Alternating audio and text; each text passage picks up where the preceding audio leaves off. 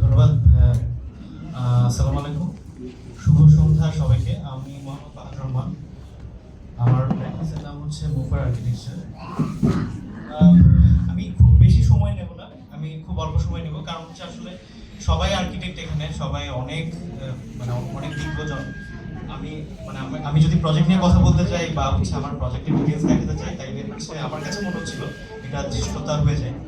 তো আমি ছোট্ট কিছু গল্প বলতে, এই প্রজেক্টটা শুরু হয় 2023 সালে।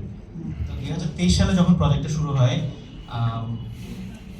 ক্লায়েন্ট আমার কাছে আসেন। তো ওনার কনসার্ন ছিল হচ্ছে ওনার জায়গাটা ছোট, অনেক মানে ছোট, কিন্তু ওনার মানে আমি ওনার কথাবার্তায় যে জিনিসটা বুঝতে পারছিলাম সেটা হচ্ছে ওনার মানে এই জায়গাটার সাথে ওনার ভিটে যেটা বলি আর কি আমরা, ওনার মানে অরিজিনাল যে নিজের গ্রামের বাড়ি যেটা, ওটা ওটা কানেক্টেড একদম জাস্ট অপোজিটে।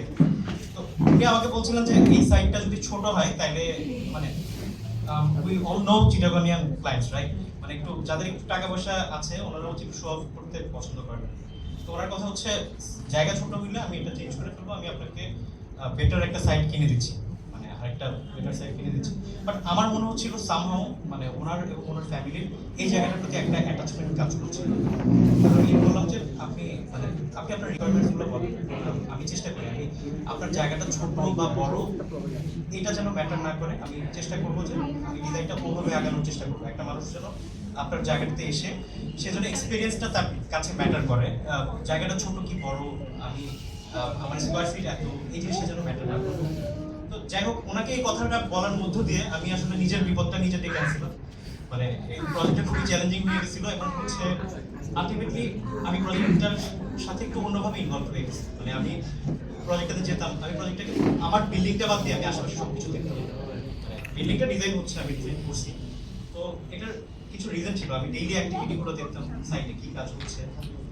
যেমন হচ্ছে এটা আমার খুব পছন্দের একটা ছবি, মানে কারো কোনো মতামত থাকতে পারে বা আমি জানি না, আমার কাছে ছবিটা ভালো লাগতো কারণ এটা দেখতে হচ্ছে আমার কাছে মনে হচ্ছিল। আর একটু আগে আমরা ডকুমেন্টারিতে স্যারের কাছ থেকে ধার করা একটা শব্দ ব্যবহার করছি, সেটা হচ্ছে রেনেসাঁ। রেনেসাঁর কথা আমার মনে পড়ে যাচ্ছিল। রেনেসাঁ পেইন্টিং গুলো যেরকম ছিল, একটা মানে সামথিং লাইক এন অফারিং, অথবা হচ্ছে একটা কোনো একটা ডান্স পারফরমেন্স বা হচ্ছে একটা প্রেয়ার, এরকম কিছু একটা।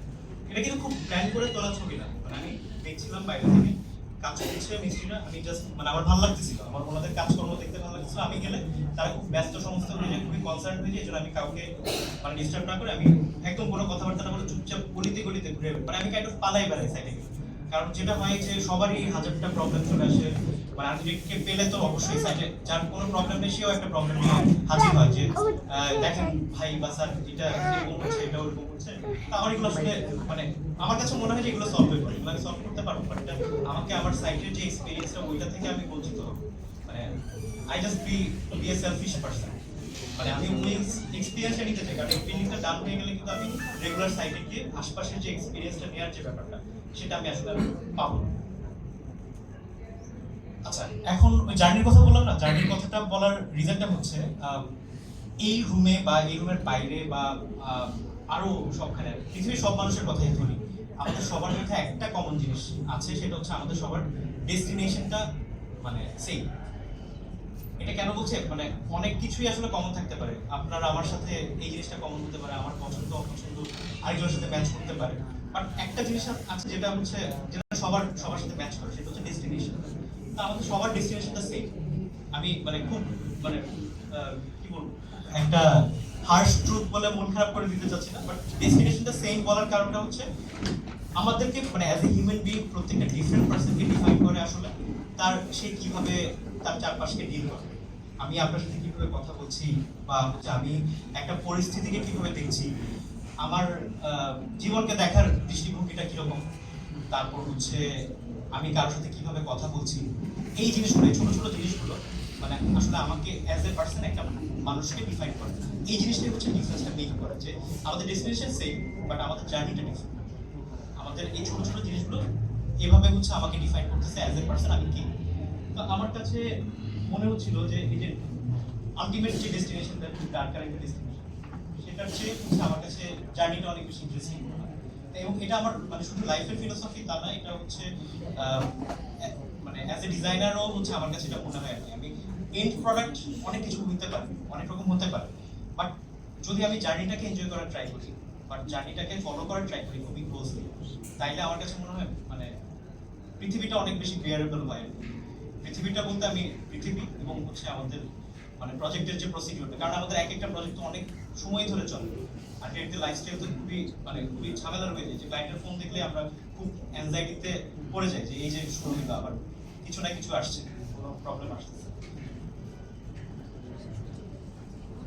আচ্ছা, সরি ফর দিস ইমেজ, এটা হচ্ছে আমাদের সিচুয়েশনটা বোঝানোর জন্য ইয়া করা। তো এই জার্নিটার পরে হচ্ছে জার্নিটা থেকে আমি রিয়েলাইজ করলাম যে আমি আসলে কিভাবে ডিজাইন করতে চাই। তো আমি মানে আমার কাছে মনে হয় যে আমি মোর মানে একটা শব্দ দিয়ে ডিজাইন করতে চাই, সেটা হচ্ছে এমপ্যাথি। তো এমপ্যাথি জিনিসটা কি তো আমরা জানি। তো এটা নিজেকে একটা কন্টিনিউয়াস রিমাইন্ডার দেওয়ার ট্রাই করি যে আমি উপর থেকে ডিজাইন করবো না, মানে প্ল্যান লেভেলে তো আমরা ডিজাইন করি, উপর থেকে ডিজাইন করবো না, আমি মোর হচ্ছে আমি ওখানে থেকে ডিজাইন করবো, আমি জায়গাটার মধ্যে থাকি।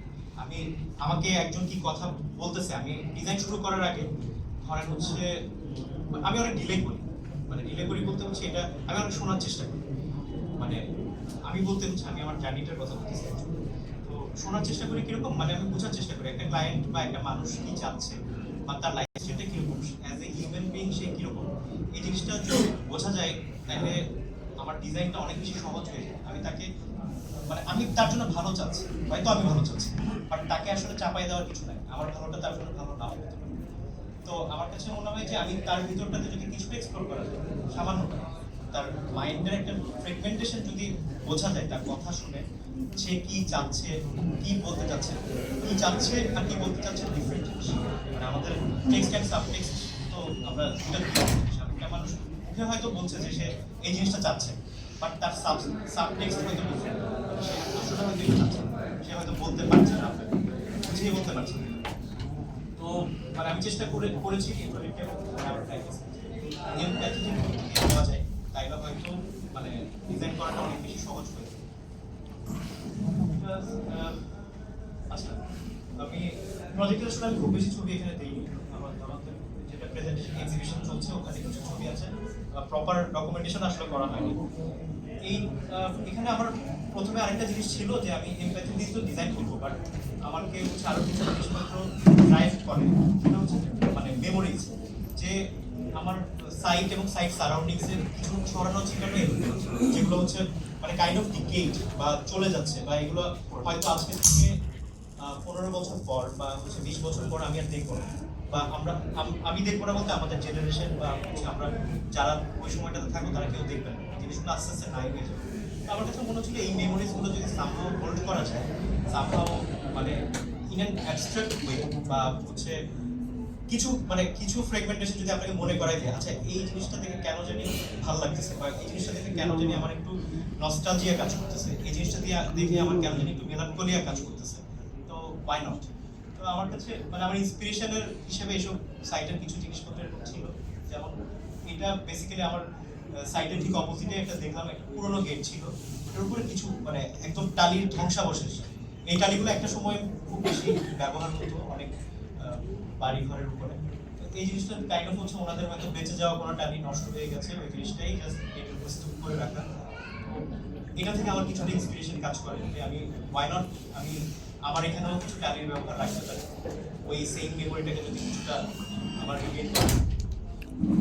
তারপর হচ্ছে বেড়ার কিছু জিনিসপত্র ছিল, পুরোনো বেড়ার কিছু স্ট্রাকচার ছিল, তো ওইখানের যে লাইন্সগুলো ছিল, ওখানে যে ফর্মগুলো ছিল, যে শেপগুলো ছিল, এগুলো অনেক বেশি আমাকে ইন্সপায়ার করে মানে আমার ডিজাইন। তারপর এরকম কিছু গেট ছিল, এই গেটটা মনে হয় হচ্ছে আপনার একটা গোয়াল ঘরের সাথে না, এটা পাশের একটা প্লটের সাথে ওনাদের ইটের যে কানেকশনটা ওখানে একটা গেট ছিল। এটা মানে ইটস ভেরি লুজলি কানেক্টেড, এটা ডিরেক্ট ইন্সপিরেশন নিয়ে বলা যায় না, বাট আমি আসলে প্রজেক্টটাতে অনেক সাইটটাতে অনেক বেশি ইনভলভ হওয়ার ট্রাই করি, যে কারণে আমার ওখানে অনেক কিছু এরকম ছাপ থেকে যায়। আমার খুব পছন্দের জায়গা ছবির একদম আমার প্রেজেন্টেশনের একদম কভার পেজে এই জিনিসটা ছিল। তো এই জায়গাটা আমার খুব পছন্দের জায়গা, এটার কারণটা হচ্ছে এই জায়গাটাতে গেলে এটা একদম ছাদের উপরের একটা অংশ। জায়গাটাতে গেলে আমরা ওই যে রাঙামাটির সাইডে ওই পাশে যে একটু উপরের পাহাড়ি টাইপের জায়গা দেখা যাচ্ছে, ওটা রাঙামাটির সাইডে। তো ওই জায়গায় একটা প্যানোরামিক ভিউ পাওয়া যায়, যে জিনিস আমরা আসলে মানে অনেক এক্সপেন্সিভ ভিউটা আসলে। কারণ হচ্ছে এরকম একটা পাহাড়ি ভিউ বা এরকম একটা প্যানোরামিক ক্লিন ভিউ পেতে হলে আপনাকে হয়তো অনেক উঁচু হাই রাইজের উপরে উঠতে হবে, তাও দেখা যাবে নাকি সন্দেহ, অথবা হচ্ছে মানে পাহাড়ের সাইডে যেতে হবে। মানে এক্সপেন্সিভ বলতেছি ইন এ সেন্স সময় ম্যানেজ করা, টাকা পয়সার ব্যাপারও আছে। তো এখানে গেলে আমি ওই মানে একটা মেন্টাল কাইন্ড অফ হচ্ছে পিউরিফিকেশনের মধ্যে দিয়ে যাই। আমি এখানে গেলে বসে থাকি এই জায়গাটাতে যাওয়ার জন্য। তো এই জায়গাটা আমার খুব ভালো লাগতো এই কারণে। আমি কিন্তু আমার বিল্ডিং এর ছবি তুলছি, বাট ওগুলোর চেয়ে আমার এই জায়গাটা অনেক বেশি ফেভারিট। তারপর হচ্ছে এটা উপরে একটা গ্লাস বক্স টাইপের ছিল, যেটা ছাদের সাথে কানেকশনের জন্য একটা স্পাইরাল স্টেয়ার ছিল কাভারিং হিসেবে। এই জায়গাটা আমার খুব ভালো লাগতো, এখান থেকে সানসেট দেখা যেত, বৃষ্টিগুলো দেখা যেত।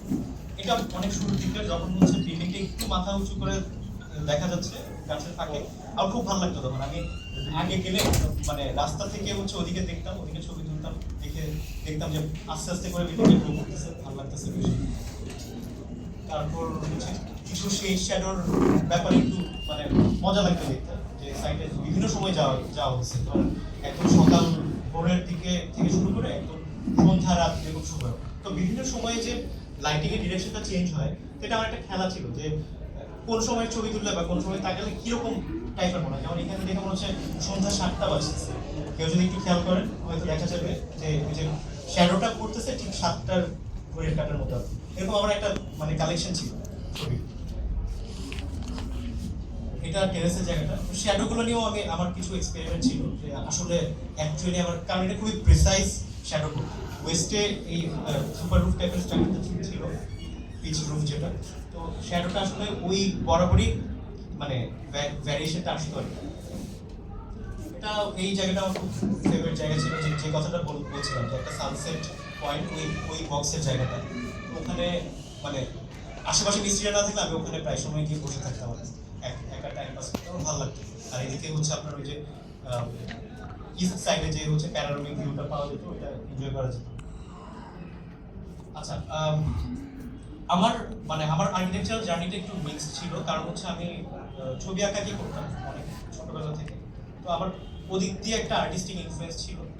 গ্রাফিক ডিজাইনিং করছি, মানে প্রফেশনালি করা হয়েছে বেশ অনেক বছর ধরে।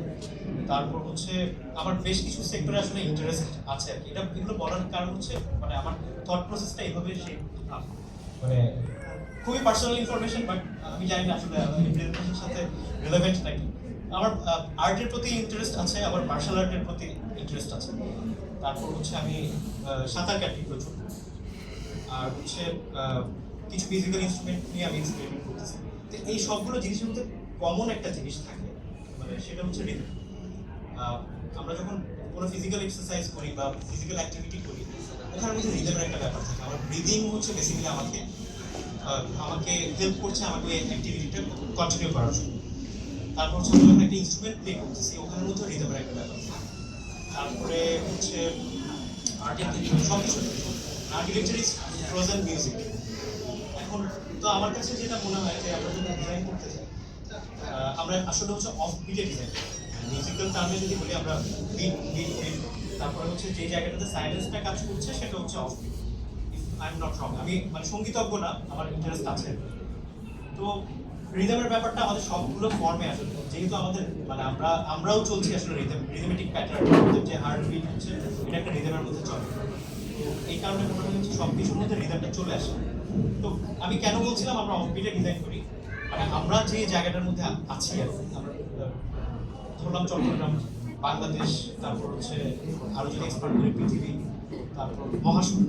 বেসিক্যালি আমাদের চারপাশে অ্যাবান্ডেন্ট যে জিনিসটা আছে সেটা হচ্ছে স্পেস, ভয়েড, বা যদি বলি হচ্ছে নাথিংনেস, এমটিনেস, মানে শূন্যতা। শূন্যতা সবখানে আছে। আমরা যেটা করতেছি, আমরা হচ্ছে ওই শূন্যতাটাকে কন্টেইন করার ট্রাই করছি, যে কিছু শেপস, কিছু ফর্মস আর কিছু লাইনস, এটা দিয়ে আমি কন্টেইন করার ট্রাই করতেছি। বেসিক্যালি শূন্যতাটা একটা রিদমে চলছে, যে ইনফিনিট যে ব্যাপারটা সেটা একটা রিদমেটিক প্যাটার্নে চলছে। ওখানের মধ্যে আমরা হচ্ছে ছন্দপতন ঘটাচ্ছি। তো আমি ছন্দপতনটা যখন ঘটাচ্ছি, আমাকে আসলে নেচারের যে রিদমটা বা স্পেসের যে রিদমটা, এটা মানে খুব ক্লোজলি যদি আমি অবজার্ভ করতে পারি তাহলে হয়তো আমি স্পেসটার প্রতি জাস্টিস করতে পারবো। তো আরেকটা জিনিস যেটা হচ্ছে ওই যে স্পেসটার ব্যাপারটা যেটা বললাম, আমি যখন ছন্দপতন ঘটাচ্ছি তখন আমি ইনডোর আর আউটডোরের মধ্যে একটা সেগমেন্ট করে ফেলতেছি। আগে তো জিনিসটা হচ্ছে পুরো জিনিসটা একসাথে ছিল, তো সেখানে আমি যখন একটা ছন্দপতন ঘটাচ্ছি আমি কাইন্ড অফ ইনডোরকে ভিতরে ইনভাইট করতেছি, আর হচ্ছে সরি ইনডোরকে বাইরে ইনভাইট করতেছি যে to see the outside space and void and all, আর হচ্ছে আউটডোরকে আমি ইনভাইট করতেছি ভিতরে নিয়ে আসার জন্য। এটা হচ্ছে আমাদের স্পেসের যে কানেক্টিভিটির ব্যাপারটা, ওই জিনিসটা। That's all. আমি অনেক কথা বলে ফেললাম, থ্যাংক ইউ সবাইকে, আশা করি ভালো থাকবেন আর আমার কথা শোনার জন্য অনেক ধন্যবাদ।